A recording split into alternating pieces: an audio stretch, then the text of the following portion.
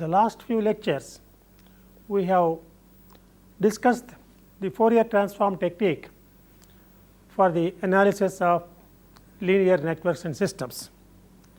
You recall that the Fourier transform technique is considered very appropriate in dealing with networks and systems which are characterized by their frequency response function, either because the frequency response function is deduced experimentally using convenient techniques, or because the specifications in terms of frequency response comes naturally for such systems or networks, for example, filter networks. However, for the analysis of general linear networks for the transient performance, that is, the Laplace transform offers a number of definite advantages, and for this particular application it is unrivaled, and therefore, we would like to spend some time now in discussing the Laplace transformation techniques for the analysis of linear networks and systems. For the first few lectures, we would like to discuss what is meant by Laplace transform and find the transforms of several important time functions and the properties of the Laplace transforms. Then we will take up the question of its application to various networks and systems. In the Laplace transformation, the type of Laplace transformation that we talk about is what is called unilateral Laplace transform.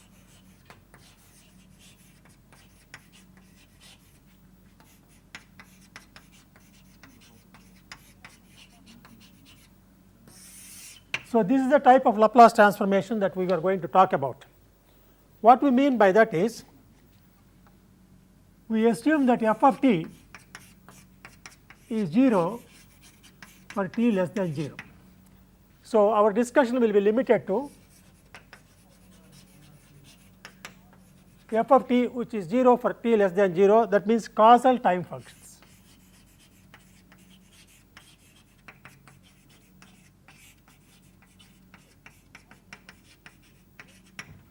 If indeed we have an f of t which fails to be 0 for t less than 0, we simply disregard the value of the function for negative values of time. We take it to be 0 even if it was not originally 0. So, our discussion will be confined to such functions, and this is not a great disadvantage, because in transient analysis of networks and systems, some switching takes place at a particular point of time, and what follows that switching operation is what is important to us. And we can always take the switching to take place at t equals 0, and the past history of the circuit, the network or system, is summarized in terms of the energy storage in certain elements, for example, in electrical network in the reactive elements. So, the energy storage in the reactive elements at t equals 0 plus the knowledge of the excitation function from t equals 0 onwards for positive values of t, these two factors determine the response of the network uniquely for t greater than 0.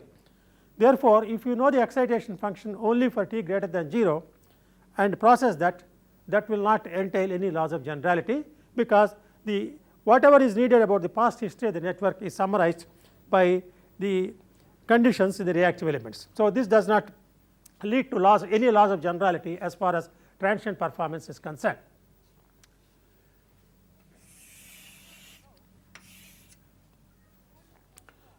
Now, the Fourier transforms of certain time functions is what we have already derived. However, you would notice that Fourier transform does not exist. Fourier transforms do not exist for certain time functions. For example, if f of t is e to the power of 2t ut, then the Fourier transform of such a function does not exist, because the defining integral for the Fourier transform is which is e to the power of 2 t e to the power of minus j omega t dt. When you integrate from 0 to infinity, that integral does not converge, therefore, this does not exist. So, the Laplace transformation what it does is enlarges the type of functions for which Fourier transform do not, the type of functions which are handled by Fourier transform. That means, Laplace transform enlarges the type of functions for which we can find out the transforms. That means, certain functions which are not, for which Fourier transforms do not exist, lend themselves to Laplace transformation, and therefore, it enlarges the class of networks, class of functions for which transforms can be found out. How do we do that? To do that, let us consider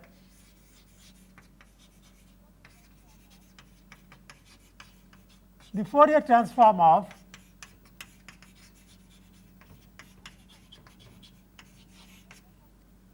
not f of t, but f of t multiplied by e to the power of minus sigma t.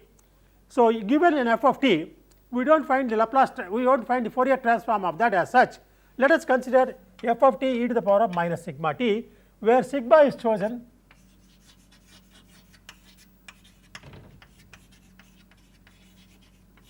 to ensure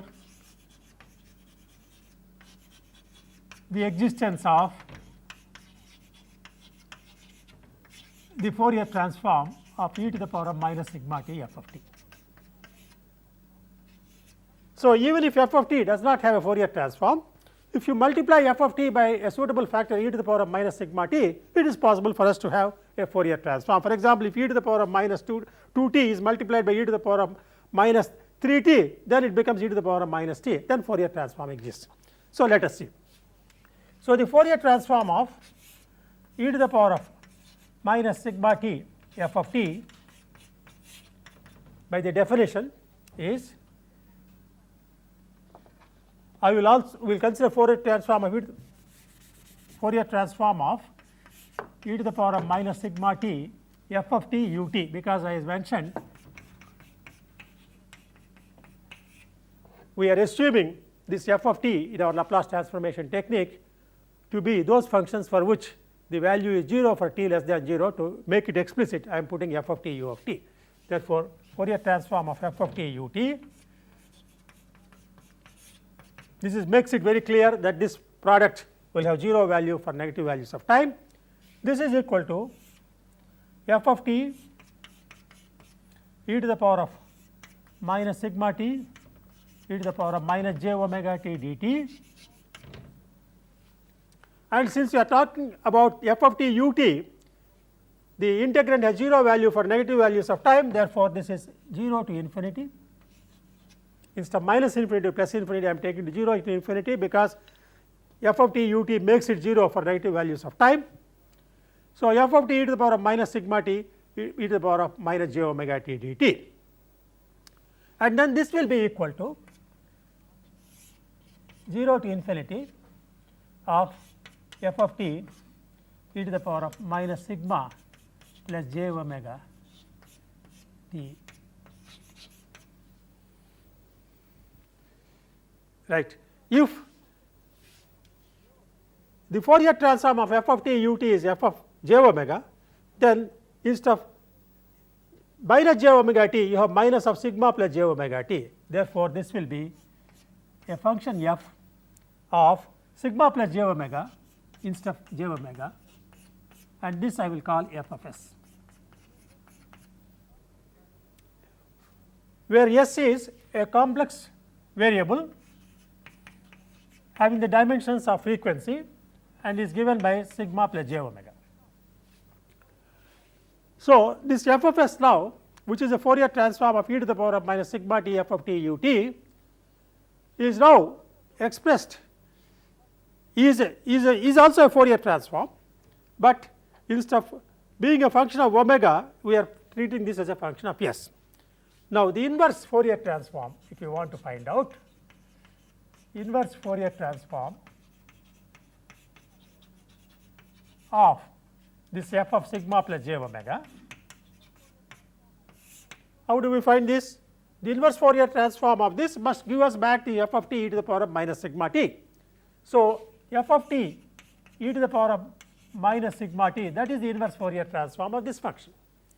So, how do you find the inverse Fourier transform? Our usual formula 1 over 2 pi minus infinity to plus infinity, that is now this is an omega of course, because that is the defining inverse Fourier transform relation for the Fourier transform relation. If the integration is in terms of omega, this is f of sigma plus j omega e to the power of j omega t d. That is the inverse Fourier transformation of this f of sigma plus j omega, and if you apply the inverse Fourier transform, you must recover back your original function f of t e to the power of minus sigma t.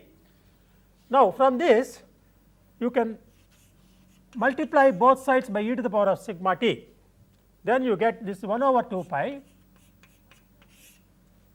Now, I am multiplying by this by e to the power of sigma t, and since e to the power of sigma t is independent of omega, which is the variable of integration, I can push it inside the integral sign without disturbing any value. So, I can write this f of sigma plus j omega e to the power of sigma plus j omega t d omega. Right. Now, that the range of integration now is an omega from minus infinity to plus infinity. But now, I would like to put this in terms of this new variable s we have taken. So, if s is equal to sigma plus j omega and omega is the one which is varying, then I can write this as, if omega is varying, then ds is equal to j d omega, because omega is the variable factor. How does s vary? When omega varies, ds is equal to j d omega. So, I would like to put the entire thing here in terms of s. So, if I do that, then what I would get is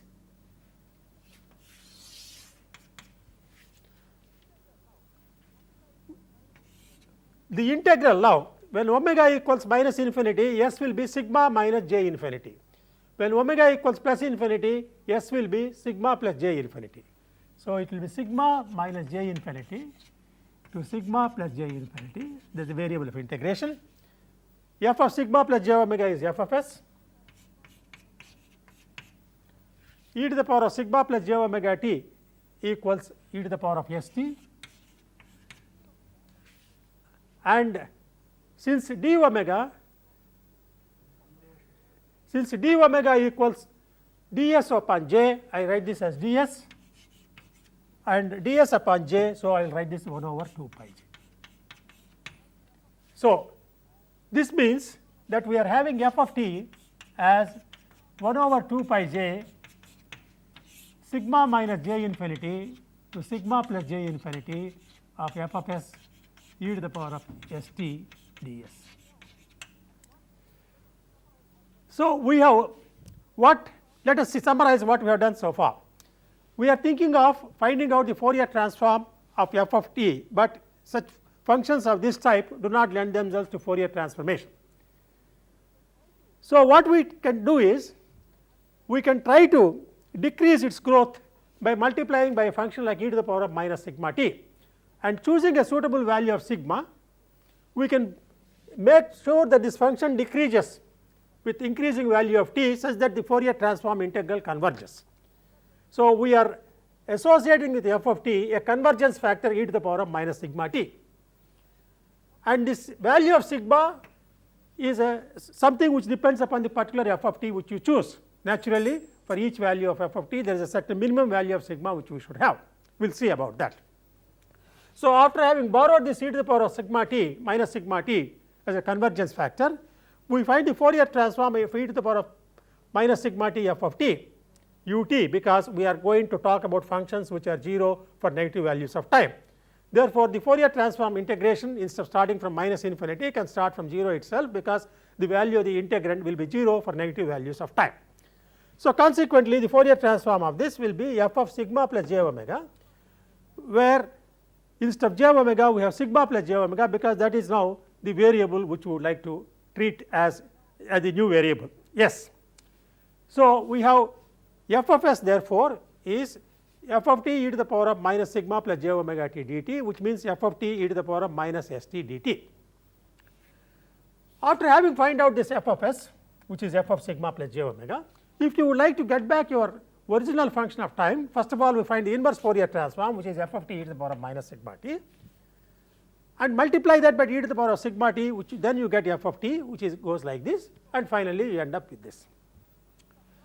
So, instead of now always talking in terms of Fourier transforms by using this convergence factor, we may straight away talk in terms of a transformation with reference to the variable s.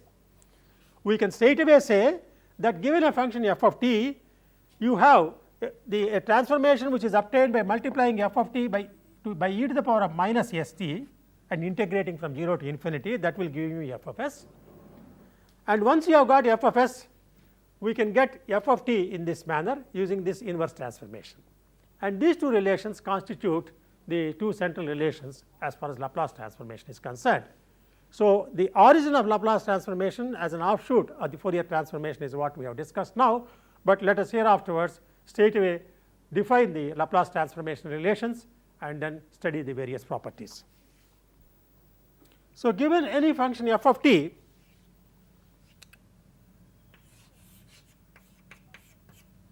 we will indicate its Laplace transformation as f of s, where s is a complex frequency variable,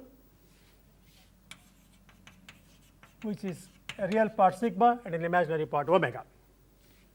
And so, we indicate the function of time and Laplace transform pair in this manner.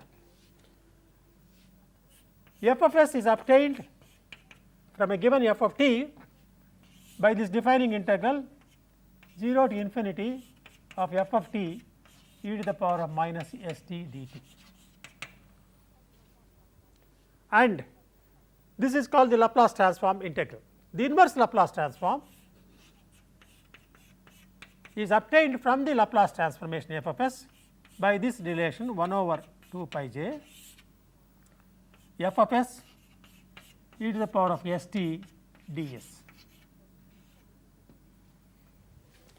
Now, the limits of this integration I will explain in a moment. Now, for this integral to exist, as I said, there must be a convergence factor. E to the power of minus sigma t is a convergence factor which is built into the Laplace transformation. So, depending upon the type of function that we are considering f of t, there is a certain minimum value of the real part of s that we would like to have. So, the real part of s here for this integral to exist must be larger than a certain value sigma c, which depends upon the function f of t. Sigma c depends on f of t.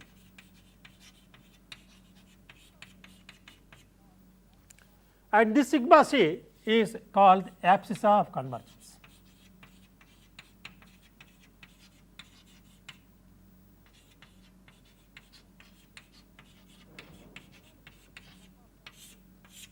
So, when deriving the Laplace transformations of various functions, we will just briefly have a look at the abscissa of convergence that is required.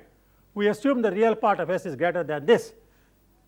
Fortunately, we do not have to keep track of the abscissa of convergence in the work related with Laplace transformations, because we always assume that the s value that we are using has a real part which exceeds the abscissa of convergence for the particular function or set of functions that we are dealing with.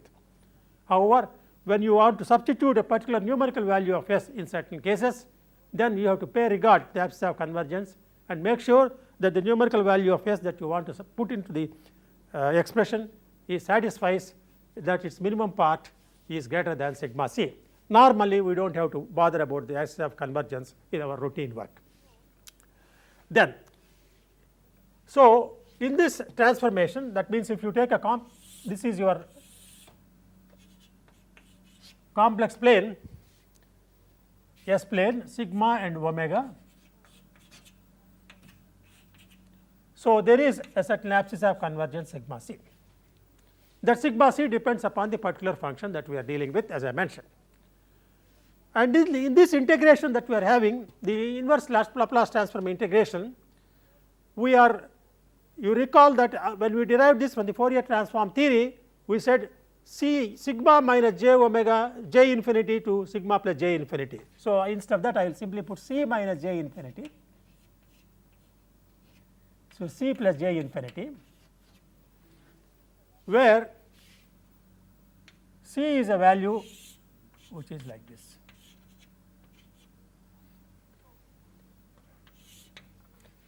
So, we do this integration from C minus j infinity to C plus j infinity, where C is the real part of S. So, instead of sigma I am using value of C just for convenience sake. So, C minus j infinity to C plus j infinity is the contour of integration. So, we are taking starting from C minus j infinity and integrating up to C plus j infinity in this direction.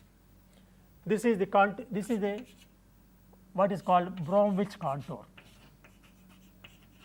In literature this is called the Bromwich contour, and so we are integrating this f of s e to the power of s t along a vertical line in the complex frequency plane along the Bromwich contour C minus j infinity to C plus j infinity, where the value of C is greater than sigma C, the axis of convergence. So, what we have therefore is the sigma C defines the region of convergence. This is the region of convergence of the Laplace transformation integral often abbreviated as ROC. So, the Laplace transformation exists provided the value of S is in this region of convergence. That means, the real part of S must be larger than sigma C, which is the axis of convergence, right. So, real part of S which is given by sigma is must be greater than sigma C. As far as the integration in the inverse Laplace transformation is concerned, we take a vertical line in the region of convergence. That means, the real part of S could be any general value of C, but that C should be larger than the axis of convergence sigma C. So, this is these two are the fundamental relations relating to Laplace transformation. We can also abbreviate this as Laplace transform of f of t. We can write this as f of s, and we can write inverse Laplace transform of f of s is equal to f of t. This is an alternate way of writing the forward transformation and the transformation in the reverse direction. So, this then is the general relation that we need to keep in mind, and therefore, before we proceed further, let me make a few comments.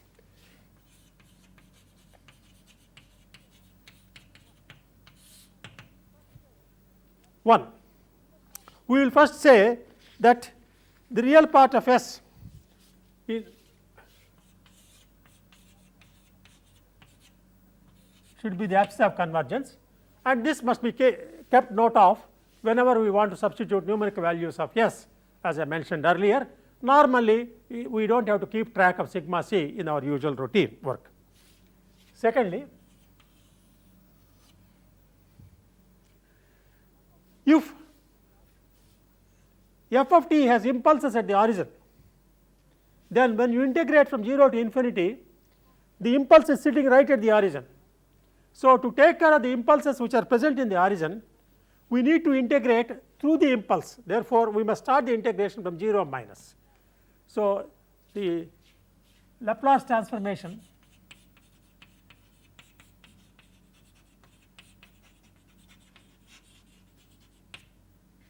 integral is taken to start from 0 minus to take care of impulses at the origin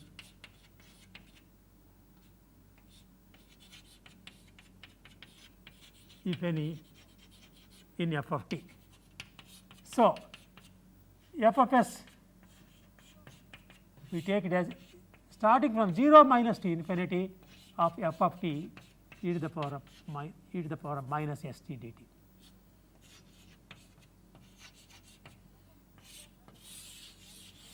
If f of t does not have any impulse at the origin, it does not matter whether you take it from 0 or 0 plus or 0 minus. But if f of t has impulses at the origin, and if you want to include those impulses in the origin in your transformation, you must perforce start the integration from 0 minus. So, normally when we define the Laplace transformation integration, we take it starting from 0 minus to infinity to take into account these impulses also.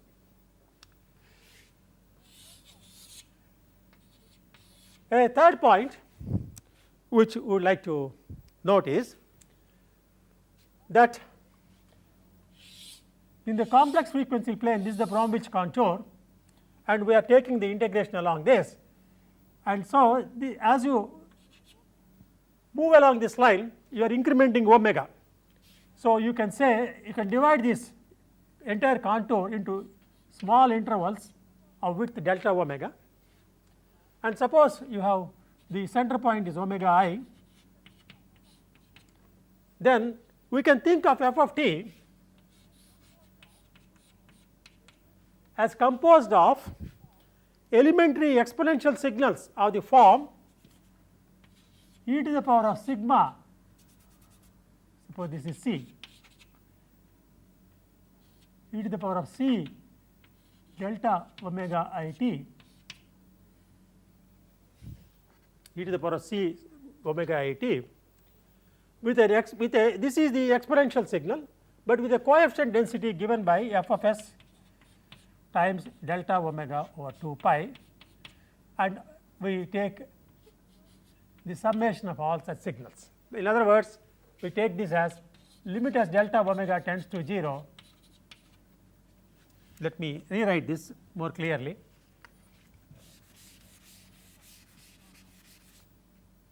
F of t can be thought of as the summation at delta omega goes to 0 of a number of elementary signals, exponential signals of the form e to the power of c plus j omega I t. This is an exponential signal sitting at this point in the complex frequency plane, and its coefficient is f of s delta omega by 2 pi, because this is the coefficient density. We can treat this as a coefficient density just as we are treating in the case of Fourier transform. Now, in the case of Laplace transform, the coefficient density is f of s, because the complex frequency signal is e to the power of s t rather than e to the power of j omega I t, and the density is defined as so much coefficient per cycle per second. Therefore, delta omega by 2 pi is what we have taken, and if you take this limit, then this becomes an integral, and so instead of delta omega we are putting delta s.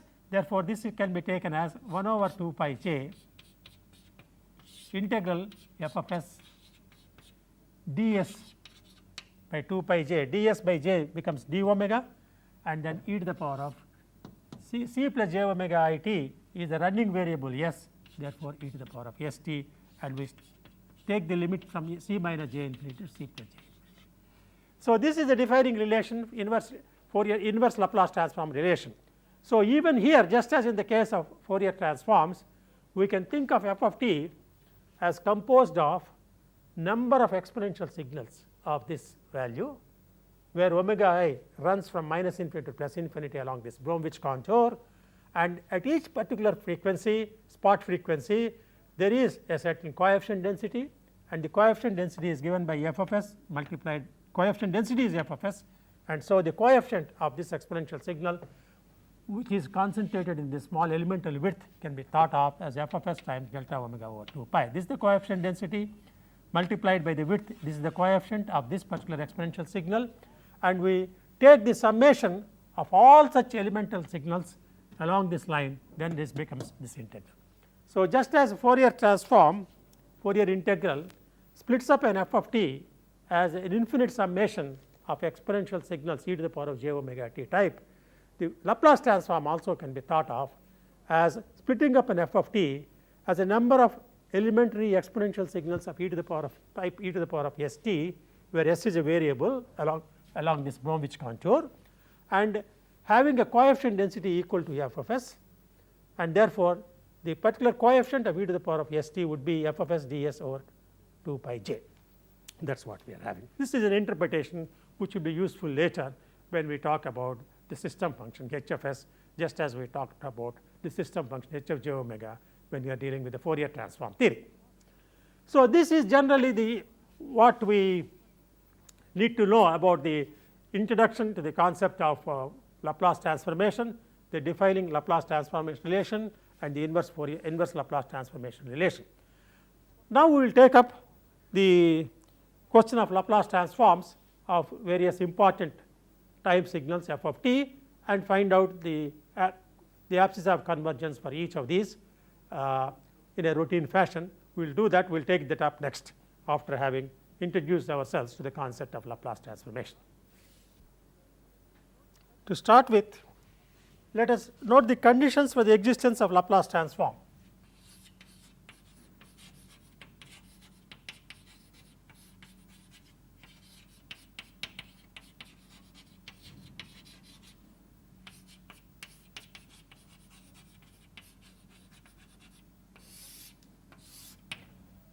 This condition is usually stated as f of t should be of exponential order.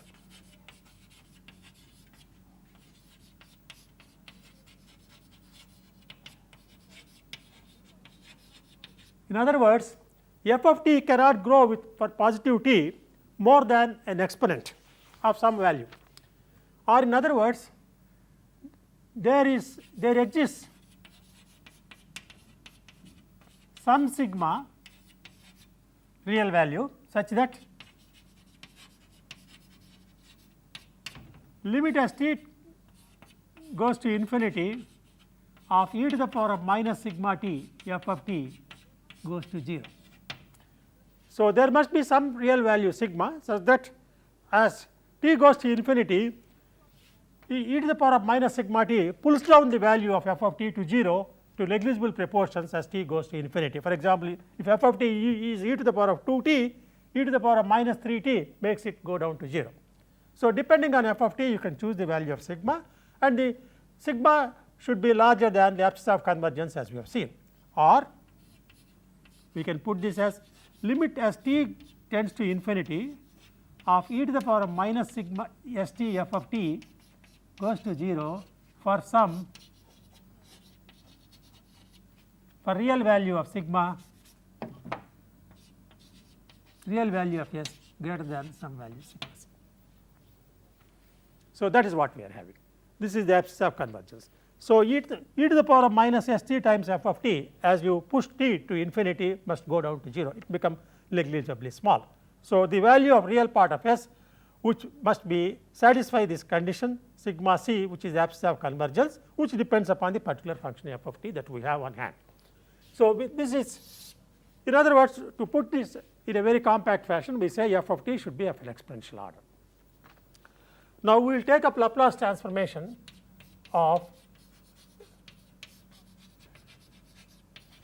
important time functions.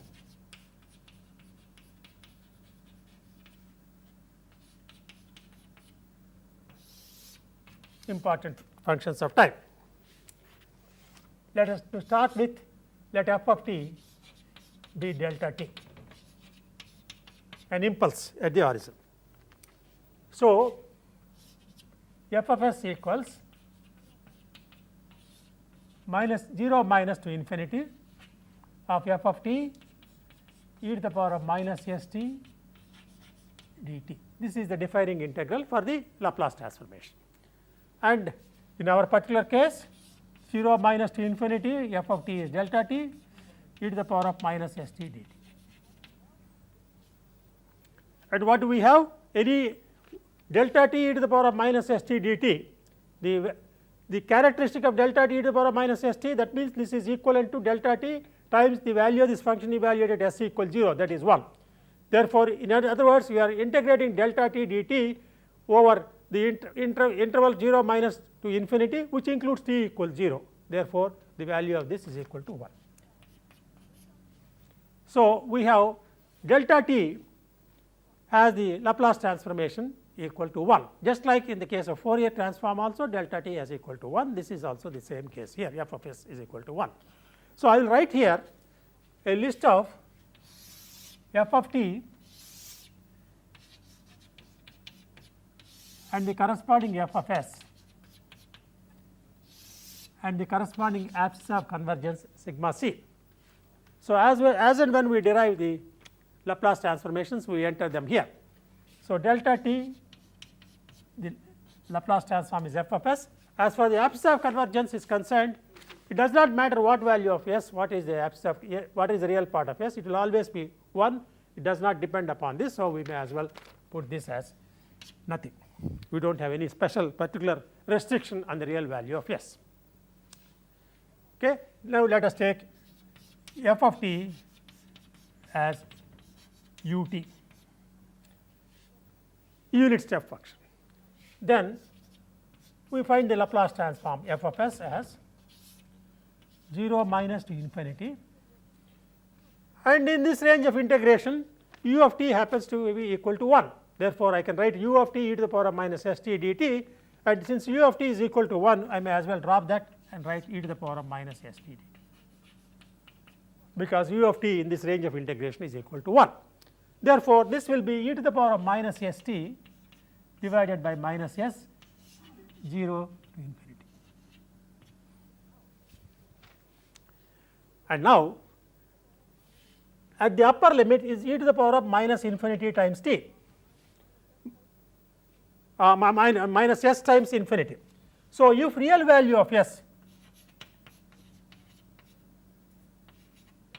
is greater than 0, then you have say minus a small real value of s times t.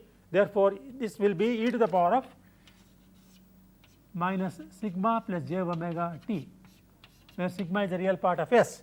So, as long as sigma is positive, real part of s is greater than 0, as that means as long as sigma is positive, when t goes to infinity, the magnitude of this, which is governed by e to the power of minus sigma t.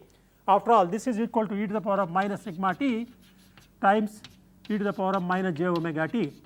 The magnitude of this is 1 irrespective of the value of t, but the magnitude of this depends upon sigma and t. As long as sigma is positive and t goes to infinity, this goes to 0. Therefore, at the upper limit, we make sure that this goes to 0 by taking the real part of s to be greater than 0.